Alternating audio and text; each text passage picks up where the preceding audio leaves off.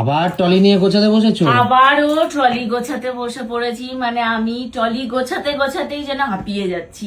তোমাদের বলেছিলাম যে আবারও যেতে হবে, আবারও ট্রলি গোছাতে হবে। এই যে হোয়াইট কালারের শাড়ি নিয়ে নিয়েছি। কেন বুঝতে পারছো তোমরা?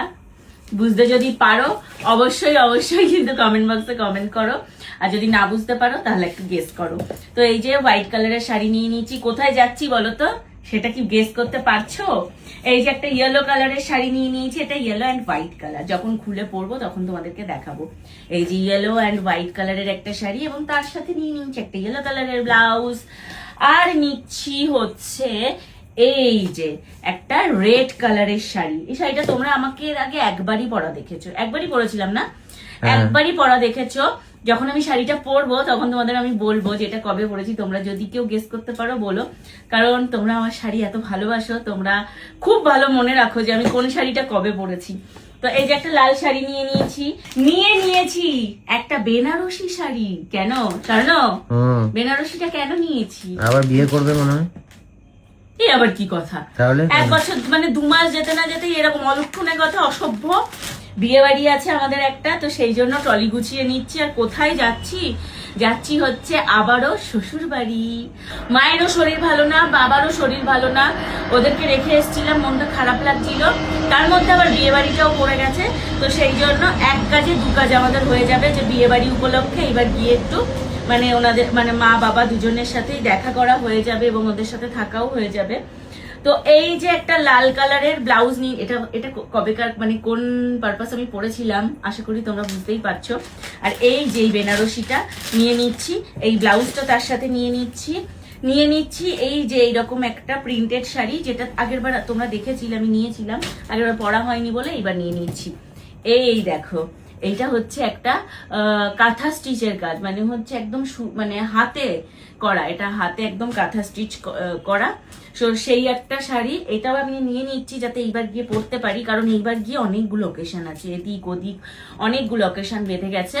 তো এর সাথে নিয়ে নিচ্ছি এরকম একটা প্লেন লাল কালারের ব্লাউজ।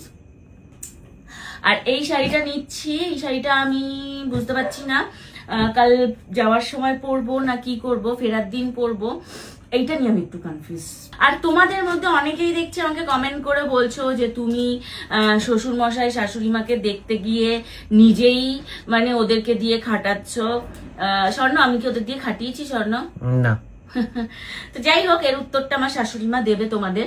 আমি এখন এর উত্তর দিয়ে তোমাদেরকে কি বলবো বলো? আমার মুখের কথাই তো তোমাদের ভালো লাগবে না। আমি যাকে খাটিয়েছি, যার কথা বলছো যে আমি গিয়ে তার কাজ বাড়িয়েছি, সেই বরং উত্তরটা দিলে ভালো হবে। এইবার আমার একটা কনফিউশন আছে, সেটা হচ্ছে আমি কি এই ইয়েলো কালারের বেনারসিটা নেব, নাকি এই দেখো এখানে একটা এই যে গ্রিন কালারের বেনারসি আছে।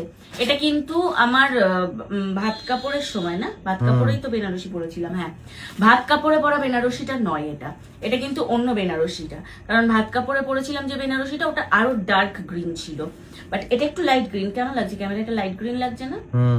ওটা ডার্ক গ্রিন ছিল এবং ডুয়েল টোন ছিল। তো আমি বুঝতে পারছি না আমি এই যে এই গ্রিন কালারের এই বেনারসিটা নেব, এটা কাতান বেনারসি, নাকি আমি এই একদম ইয়েলো কালারের এই যে ইয়েলো কালারের এই বেনারসিটা নেবো, যেটা কিনা তোমাদের হচ্ছে ওই মিনাকারি কাজ করা। আমি প্রচন্ড ভাবে কনফিউজ, ভীষণ ভাবে কনফিউজ। তোমরা প্লিজ একটু বলো না।